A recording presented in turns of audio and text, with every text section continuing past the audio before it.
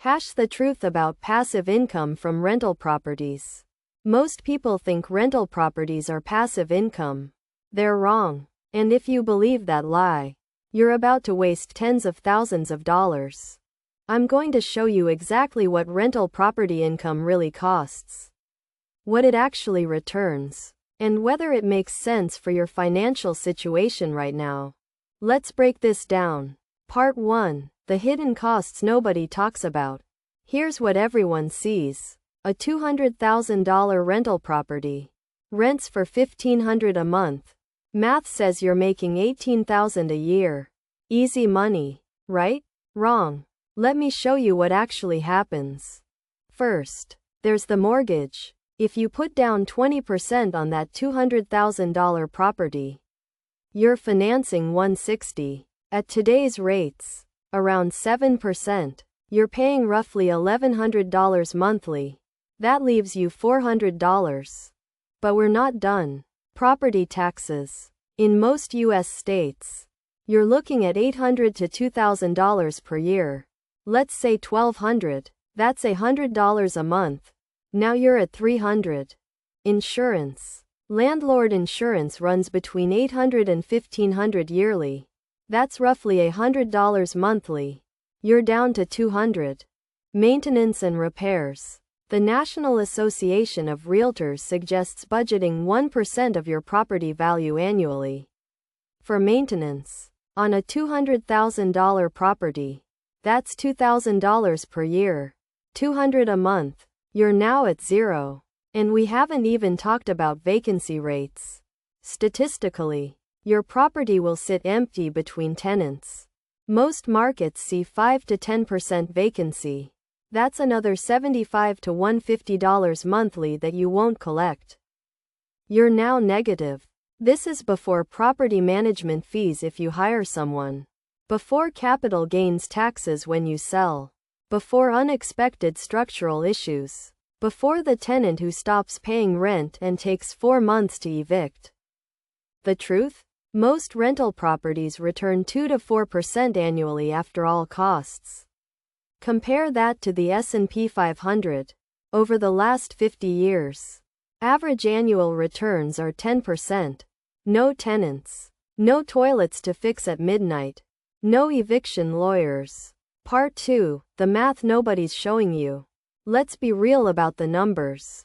You have $50,000 to invest. What actually happens if you go 2 different directions? Option 1. Rental property. You use that $50,000 as a down payment on a $200,000 property in a decent Midwest market. After all the costs we just covered, you're making maybe $200 to $300 monthly in actual profit. That's $3,000 to $4,000 yearly. But you're working for it. Tenant issues, maintenance calls, property management coordination. This isn't passive. It's a part-time job that you're not getting paid for. After 30 years of this, assuming no major disasters and modest appreciation, you might have built $120 in equity. You're now 65. You sell. You pay capital gains taxes on the appreciation. Net result, maybe $100,000. Option 2. Index funds. That same $50,000 goes into a Roth IRA. Max it out annually. Invest in the S&P 500 index fund through Fidelity or Vanguard. 10% average annual returns. You never touch it. You're not answering phone calls. You're not fixing anything. After 30 years, that $50,000 becomes roughly $870,000. Tax-free withdrawals after 59.5. The difference? Almost $770,000. And you got your weekends back. Part 3. When rental properties actually make sense. Now, I'm not saying never buy rental property, but you need to understand when it's actually the right move. Rental properties work when 1. You have strong local market fundamentals. You're in a market with actual population growth, job creation, and housing demand. Not a declining Rust Belt town.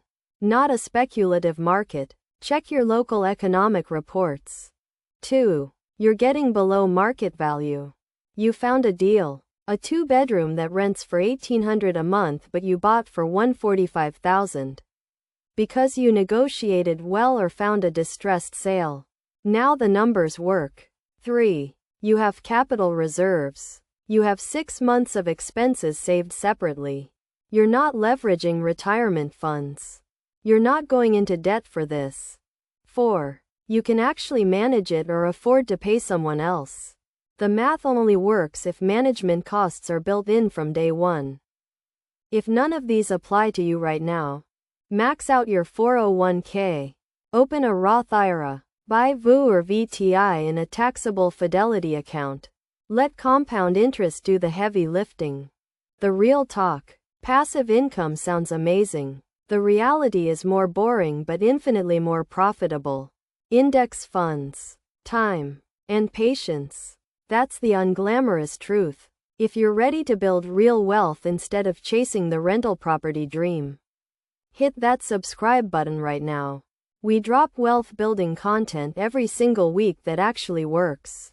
What's your next move? Let me know in the comments. Thanks for watching.